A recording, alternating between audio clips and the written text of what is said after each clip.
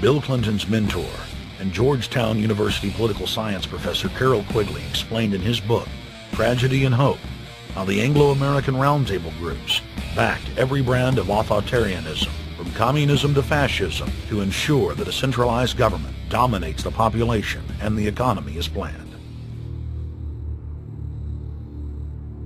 The elite are monopoly men.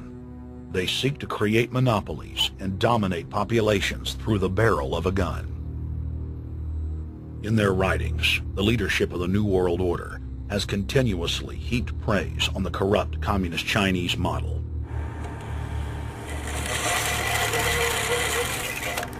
In August of 1973, in an article written by David Rockefeller for the New York Times, Rockefeller openly lauds and endorses Mao Zedong's actions, while celebrating their command and control system.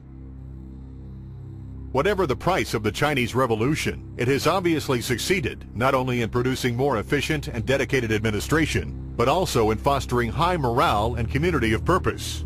The social experiment in China under Chairman Mao's leadership is one of the most important and successful in history. David Rockefeller, New York Times, August 10, 1973. Communist China is the model planned society for the New World Order. China has received more United Nations awards for its policies and form of governance than any other nation. In the eyes of globalist planners, authoritarian China is the future. China adopted the dreaded one-child policy due to lobbying from a consortium of eugenics organizations, which includes Planned Parenthood and the United Nations. Couples that have more than one child face heavy fines and imprisonment. The practice of forced abortion in China, coupled with the cultural desire to have a male child, has plunged China into a deepening crisis where there are 30 million more men than women. The Chinese police state ruthlessly crushes all forms of dissent. Underground churches, Falun Gong practitioners, striking factory workers are all sent to forced labor camps. Their blood and tissue types are cataloged in preparation for organ harvesting. The Chinese government then sells the prisoners' organs to the highest bidder on the world market. If a wealthy patient chooses to fly into China, the prisoner is killed and the organs are implanted. If the organs are being flown out of the country, a mobile execution van extracts the organs on the way to the waiting aircraft. The social engineers of China aggressively euthanize the elderly and disabled. China is merely following the globalist blueprint for the world. The same system of total dehumanization is quietly being phased in worldwide. Depopulation should be the highest priority of foreign policy towards the Third World. Henry Kissinger, 1974. There's a need for a new world order, but it has different characteristics in different parts of the world.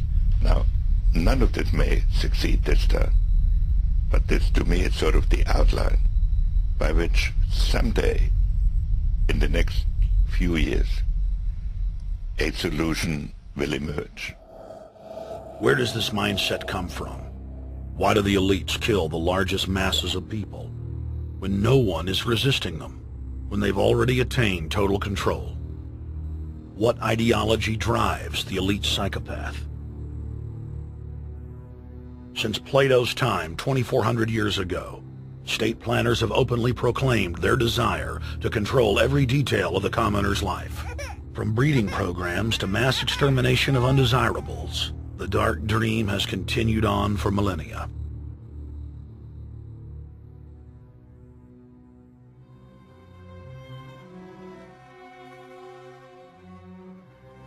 The scientific rationale for tyranny has always been attractive to elites because it creates a convenient excuse for treating their fellow man as lower than animals.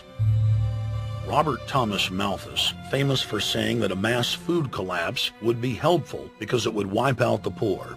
His fictional scenario would later be called a Malthusian catastrophe. Malthus is important because his ideas led to the rise of a new scientific field that would dominate the course of human history for the next 200+ years.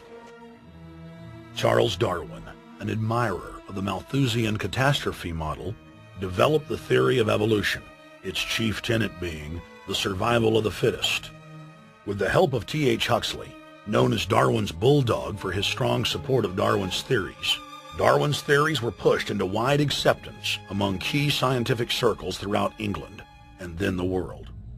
Darwin's cousin, Francis Galton, credited as the father of eugenics, saw an opportunity to advance mankind by taking the reins of Darwin's evolution theory and applied social principles to develop social Darwinism.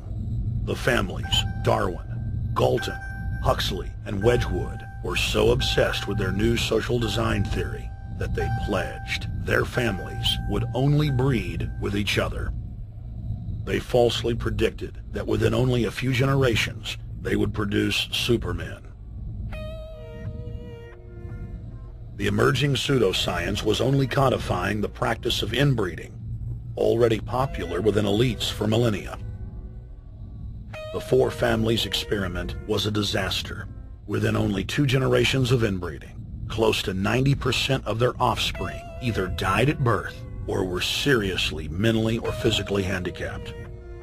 The moneyed class of the planet, and particularly the royal families of the world, who were already obsessed with breeding and filled with a predatory disdain for the underclass, seized on the new science and began aggressively enforcing its aims worldwide.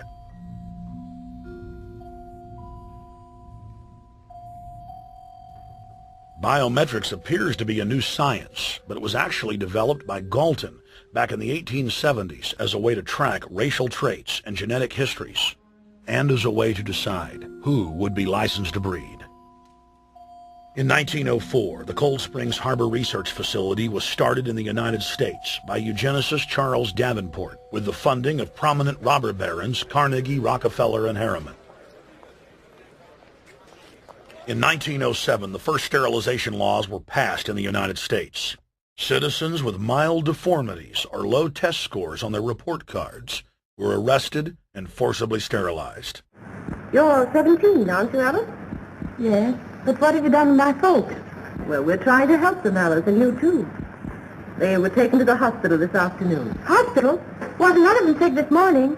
We thought it necessary to present your family's case to the State Medical Commission. After an examination, they decided there was but one important action to take. To have your entire family sterilized. Why, what's that? I don't know what you're talking about. Now, in this state, we have a law which provides for such people to have an operation so there won't be any more children. I see. Now, we've placed your brothers in institutions where they'll be properly cared for. You can go back to your job soon. I'll arrange to have it held open for you. But I'm keeping my job. I'm not going anywhere. Now, you're going to the hospital too, Alice. And you mean they're going to stop me from having children ever? Exactly. I'm all right, I tell you. I won't go to any hospital. We don't want any trouble with you, young woman. If you refuse to go, the officer here will take you by force. In 1910, the U.S. Eugenics Record Office was set up.